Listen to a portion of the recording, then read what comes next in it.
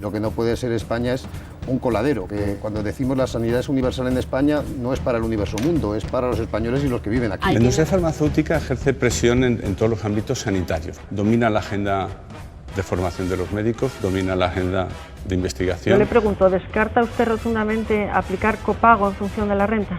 Sí, yo no voy a hacer el copago. Juro que dejaré en un segundo plano mi ética y mi moral en épocas de crisis financiera. El precio de los medicamentos es puramente arbitrario.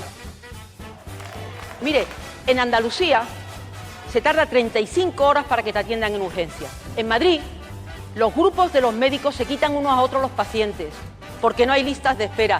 Pues mire, yo mantengo que puede haber casos puntuales de desnutrición y que esa responsabilidad corresponde a los padres, pero... La situación está controlada.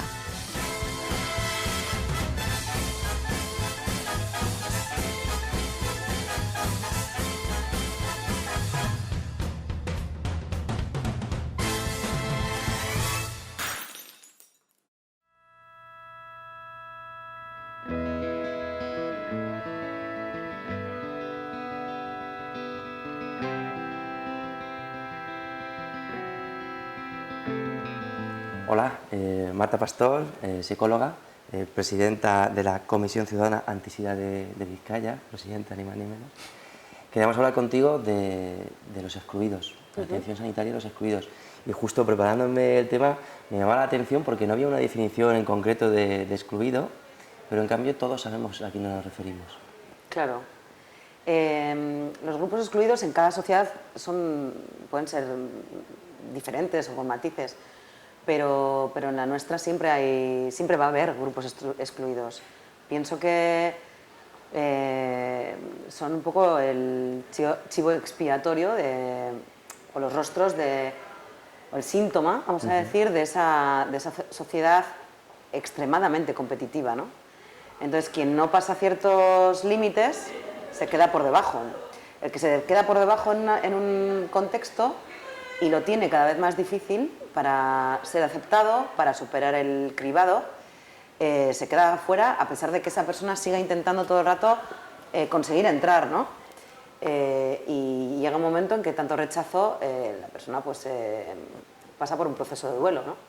Duelo al uso, con sus fases, y se queda en esa parte de la no pertenencia, y busca su pertenencia a veces en el propio colectivo. Entonces se construye a veces la identidad personal alrededor de esa minoría, ¿no? Cuando estabas, te escuché, o te leí, sí, cuando ponías que justo estamos en un sistema competitivo, en un sistema productivo, claro, y en el cual genera excluido por justo eso, que la competencia genera exclusión. Claro. La competencia. Entonces parece que lo que hemos hecho ha sido adaptar nuestro sistema sanitario a nuestra sociedad. Hemos mimetizado sus mismos roles y seguimos excluyendo dentro del sistema sanitario. Bueno, y al revés, esa adaptación del sistema sanitario a esos valores prioritarios de la sociedad también refuerzan de nuevo que la sociedad se vea como algo normal, esta jerarquía, ¿no?, social, esta exclusión, al fin y al cabo, ¿no? Y esta exclusión puede ser también entendido de dos formas. Puede ser de una forma directa, como generando un decreto real 16/2012, totalmente activo de exclusión, sí, o puede ser por omisión. Claro, es que yo pienso que las leyes son fundamentales, esos decretos generan directamente exclusión, pero, y las políticas también son súper importantes, pero siempre la persona que atendemos, el profesional de la salud o de lo social que atiende a una persona, tiene su margen, tiene su campo de acción. Entonces, también nosotros los profesionales tenemos nuestra decisión sobre qué poblaciones o qué personas son sobrantes en nuestra consulta, ¿no? Esto tiene que ver con nuestros prejuicios, y desde aquí no es por culpabilizar. Todos tenemos prejuicios, todos. El cerebro necesita encasillar qué cosas son buenas, qué cosas son malas. Todo está influenciado por el sistema en el que hemos crecido, familiar, educativo, socioeconómico, etcétera, pero todos tenemos prejuicios. Prejuicios que vienen asociados a ciertos estereotipos. O sea, hay grupos y minorías que son mucho más visibles Y también hay reacciones discriminatorias o estigmatizantes que son también muy visibles. Muy visibles desde el punto de vista actitudinal. Y eso el paciente lo ve mucho porque sobre todo está muy sensible a ese estigma habitual y cotidiano de esos no sé cómo explicarlo, ¿no? Esas pequeñas cosas, esas microdiscriminaciones que se dan en el día a día, y esas personas al vivirlo todos los días pues es un poco esa revictimización, ¿no? Es verdad que también hay veces que se pasa de castaño oscuro y que se interpreta todo desde un prisma negativo, y también conviene La otra parte. claro, conviene equilibrar, ¿no? Hacer ver también a la otra persona que no todas las miradas son peyorativas, que no todos los comentarios van en contra de o refuerzan esa discriminación, ¿no? Hay que encontrar un poco la balanza. En la balanza. Cuando hablamos de discriminación o de exclusión, no tiene por qué ser gente que venga de fuera, no tienen por qué ser gente que venga en patera. Tenemos nuestros propios excluidos, generamos nuestros propios excluidos. Sí, hay una exclusión estructural en nuestra sociedad, eso es así. A día de hoy en cualquier ciudad, bueno, yo voy a hablar de Bilbao, que es donde vivo, existen las poblaciones que son nacidas aquí, que hay políticos que tanto les interesan, ¿no? De dónde están, dónde han nacido, a dónde pertenecen, dónde están empadronados, de quién son competencia, ¿no? Pero más allá de eso hay personas que han nacido aquí que están en grave exclusión social, que duermen en la calle, que viven en la calle y que se cronifican en la calle. Y al final, estas poblaciones solemos hablar de la patología dual, ¿no? Porque alguien que vive mucho en la calle suele haber presencia de consumo activo de sustancias, pero yo le añado la otra parte, la patología trial, que viene dada por la cronificación de vivir en la calle, de vivir sin un hogar y sin una estabilidad, sin una vivienda. Esto genera y refuerza ese trastorno mental y fomenta en muchos aspectos el consumo de sustancias. Es muy complicado salir de ese circuito, ¿no? Hablando de esta cronicidad de la que hablas, llega un momento que quizá cuando hablamos de... No sé si yo no hablaría tanto de grupo de exclusión, sino de personas en exclusión. Porque, por ejemplo, en el tema de la sexualidad, que se puede llegar a dar la exclusión, no tiene nada que ver una persona con identidad homosexual, o sea, con sexualidad homosexual, que quiera, que haya tenido unas facilidades a lo largo de su vida, han tenido unos padres que hayan sido comprensivos, han tenido amigos que hayan sido comprensivos, y lo ha podido llevar perfectamente, sin ningún tipo de problema, y su mayor problema ha sido laboral o lo que sea, que la otra persona que desde el principio ha tenido un montón de barreras. Entonces, no tanto de grupos, sino de personas en exclusión. Y cuando hablamos justo de esa cronicidad... Perdona, y no solo por eso, porque hablar de grupos excluidos, a diferencia de personas en grave exclusión social, la segunda forma de narrar esto permite entender la posibilidad de que esa persona pueda salir. Claro. En este momento está en grave exclusión social, no tiene por qué ser un excluido social toda su vida. Entonces, también de la manera en la que nosotros hablamos tiene que ver a cómo miramos a la gente, ¿no? Yo me acuerdo cuando me explicaban en la facultad, me decían grupos de riesgo. Y hasta que se modernizó y llegó a prácticas de riesgo, pues sí. Bueno, pues en esta cronicidad, lo que hablábamos de que al final el paciente, una de las cosas que más ha achacado es a la vulnerabilidad de su dignidad. Al final viene de forma defensiva, porque ha sido atacado y ha sido excluido continuamente, ya sea por el motivo de exclusión que sea. Entonces, cuando encima nos vienen personas con ese riesgo de exclusión y encima vienen con mala leche, o vienen y no nos hacen caso, o vienen a fin de cuentas a la defensiva, nosotros nos enfadamos más todavía. Claro. Y puede que eso lo que esa confrontación nos impida ver ciertas necesidades básicas que se nos están pasando delante de nosotros. Por supuesto. Mira, en este sentido me parece importante subrayar la cantidad de requisitos y criterios que la persona tiene que cumplir para conseguir sus derechos más básicos.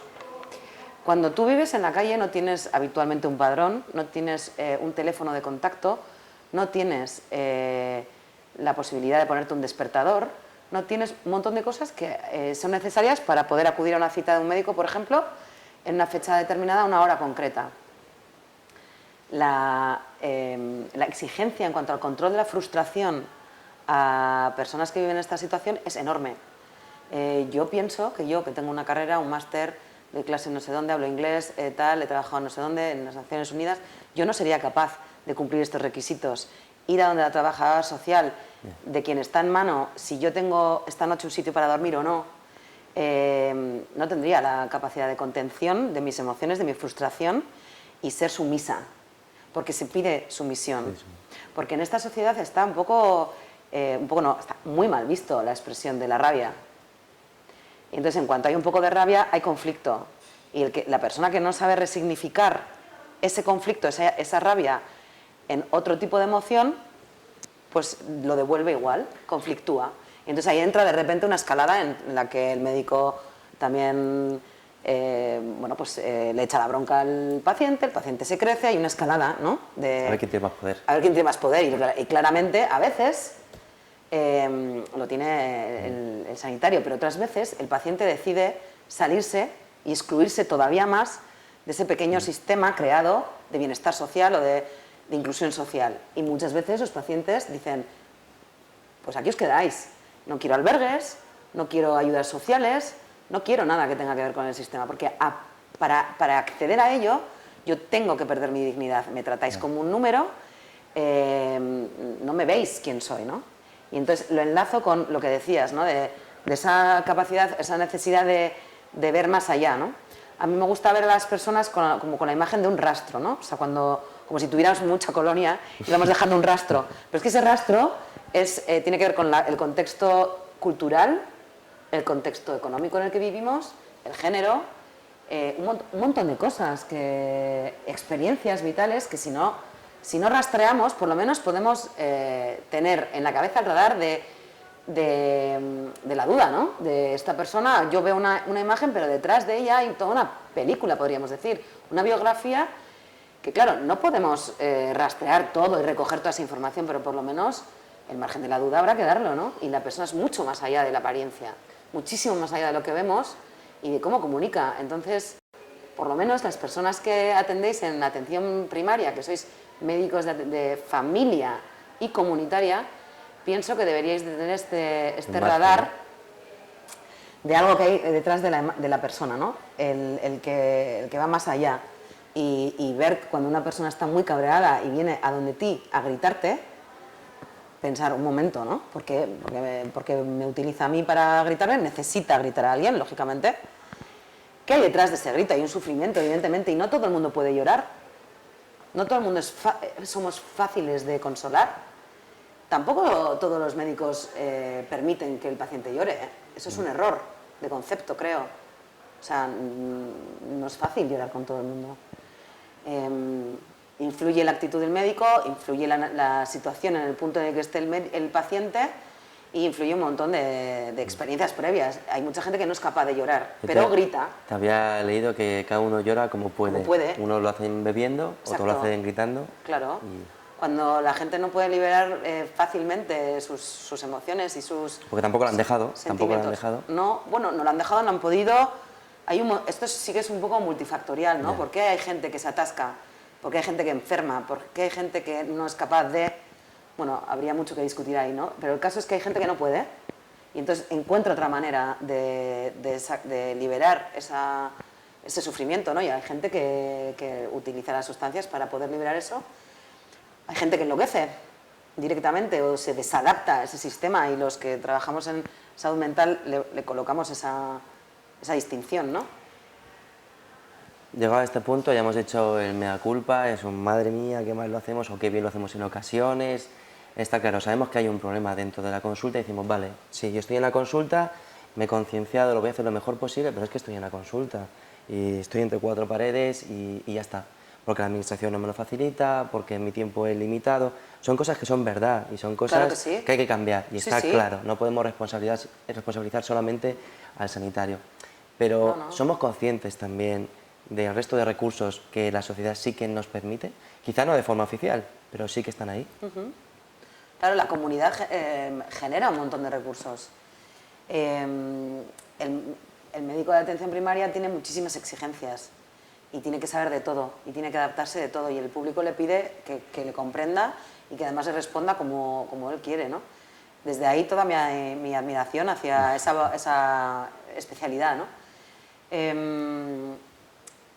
Pero también tiene que estar, tiene que abrir las puertas de su consulta. Tiene que estar en la sociedad. Tiene que estar en la sociedad. Hay algo que no sé qué pasa cuando os dan una bata y os meten en una consulta, que os presiona de tal manera que perdéis, o parece que perdéis vuestra dimensión relacional de personas humanas, y os impide ser espontáneos y coger el teléfono y llamar al médico que sea, o a la trabajadora social que sea, y coordinaros por un paciente. ¿Pero qué os pasa?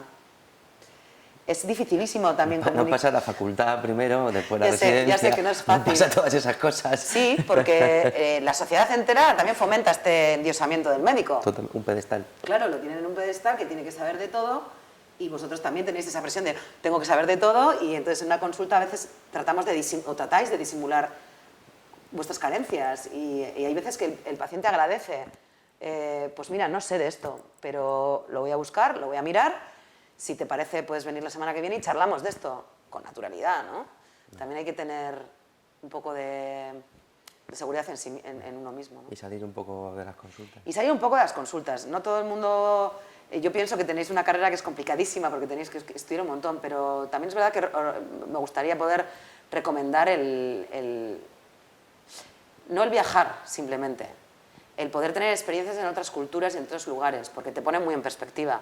Y a mí me parece que eso es un valor formativo enorme, que no sé hasta qué punto podría ser, pues, si no obligatorio, eso sí se debería incentivar desde el punto de vista formativo, porque nos abre mucho la mente. Ver otra forma de trabajar. Ver otra forma de trabajar y ver otra forma de vivir, y de sentir y de expresar el dolor y el sufrimiento. Ver otra forma de entender la enfermedad o de la salud. Hay muchas culturas que no tratan la enfermedad, sino que fomentan el bienestar, que toman medicación para seguir estando bien, ¿no? Yo no digo que eso haya que cambiar ni nada, pero que ver ese tipo de sociedad también nos cambia un poco a veces el chip, ¿no? Y nos cuestiona cosas, ¿no? Por último, para terminar, quería hacerlo con unas palabras que también te escuchan, que es un poco hablando de la autocomplacencia, de aquellos que trabajan con personas que pueden estar más en exclusión o que trabajan en ambientes a lo mejor rurales con más peligro o con gran parte de inmigración, que al final tenemos una sensación de un ego hinchado de yo soy el que está haciendo las cosas bien y mis compañeros son los que... Los privilegiados. No, los que no se dan cuenta de lo bien que lo estoy haciendo, los que no se dan cuenta de lo bueno que soy yo con mis pacientes, lo generoso que soy. Mira, si hay ese sentimiento, lo mejor es ir a otro sitio. No estás en el lugar adecuado. Yo no creo que haya que tener una sensación de heroicismo, no hay nada heroico en atender a pacientes que están en grave exclusión social, pero nada. Otra cosa es que quien lo vea desde el punto de vista de caridad o de algo que va más allá, pues desde luego no debería estar en este mundo, ¿no? Porque es nuestro trabajo y muchas veces se utiliza la palabra, es que hacéis el trabajo sucio. A mí eso me horroriza, pero ¿cómo que el trabajo sucio? El trabajo sucio para ti, que no estás ahí. Ahí está el prejuicio directamente ya. Claro, la ignorancia de la persona que nunca ha trabajado en ese contexto, ¿no? Yo tampoco quizá he trabajado en el suyo, ¿no? Entre cuatro paredes, en la gestión, y desconozco y también puedo tener prejuicios, quiero decir, todo el mundo tenemos prejuicios, pero desde luego yo no espero ninguna palmadita en la espalda por extra, por hacer el trabajo que hago, ¿no? Yo eso lo vivo desde el empoderamiento de mi disciplina o de mi trabajo, oficio. Pero sí reivindico, por supuesto, que se respete y desde ahí entender que la universidad y todos los programas formativos deberían considerar estos espacios como lugares también de formación y de aprender, porque la realidad es esta y la que nos toca, ¿no? Marta, pues muchísimas gracias por participar. A vosotros. Y nos vemos. Muy bien, cuando queráis.